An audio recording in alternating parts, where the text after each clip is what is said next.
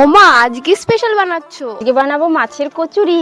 প্রথমে একটা পাত্রে জল, হলুদ আর লবণ দিয়ে সাথে এক এক করে মাছগুলো দিয়ে দিব সেদ্ধ করার জন্য। আমি এখানে রুই মাছ নিয়েছি, তবে তোমরা চাইলে এখানে কাতলা বা ভেটকি মাছও নিয়ে নিতে পারো। মাছগুলো সেদ্ধ হতে হতে আমরা এখানে ময়দাটা মেখে নেব। সিম্পল লুচির মতো লবণ, চিনি, সাদা তেল দিয়ে ময়াম দিয়ে ভালো করে ডো বানিয়ে ডোটা কিছুক্ষণের জন্য রেস্টে রেখে দিতে। মাছগুলো সুন্দর সেদ্ধ হয়ে গেছে, এবার তুলে নিব। এবার এই রান্নার সব থেকে কঠিন ভালো করে মাছের কাঁটা ছাড়িয়ে নিব। কিন্তু রিয়া দে তো বাবা মাছের কাঁটাগুলো। আমি দুটো কচুরি এক্সট্রা পাবো তো? বানানোর আগেই খাওয়ার গল্প। এবার কড়াইটা গরম করে হয়ে এলে দিয়ে দেবো পেঁয়াজ কুচি, লঙ্কা। এবার এক এক করে লবণ, হলুদ, জিরে গুঁড়ো, কাশ্মীরি লঙ্কা গুঁড়ো, গোলমরিচ গুঁড়ো আর আদা রসুনের পেস্ট দিয়ে দিব। এবার মশলাটা ভালো করে নাড়াচাড়া করে দিয়ে দিব বেছে রাখা মাছটা। পুরটা আমাদের এখানে প্রায় তৈরি। সবশেষে দিয়ে দেবো ধনেপাতা আর পুরটা বাইন্ডিং এর জন্য দিয়ে দেবো ছাতু। বাস একটু নাড়িয়ে চাড়িয়ে নামিয়ে নিব। এবার এক এক করে ডো থেকে লেচিগুলো কেটে নিব। এবার আমি যেভাবে বানাচ্ছি দেখো, ঠিক এইরকম ভাবে লেচির মধ্যে এক এক করে পুর ভরে নিব।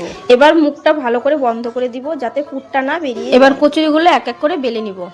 এবার কড়াই গরম করে তেল দিয়ে দিই। তেল গরম হয়ে গেলে কচুরিগুলো দিয়ে দিই। বাস কচুরি ঠিক আছে, এবার আমি বলবো লাস্টের পার্টটুকু। এবার গরম গরম মাছের কচুরির সাথে সার্ভ করো তোমাদের যে কোনো পছন্দের আলুর তরকারি। এখানে আমার মা বানিয়েছিল কাশ্মীরি আলুর দম। তোমরা যদি চাও তো আমরা এই রেসিপিটাও দিয়ে দিব।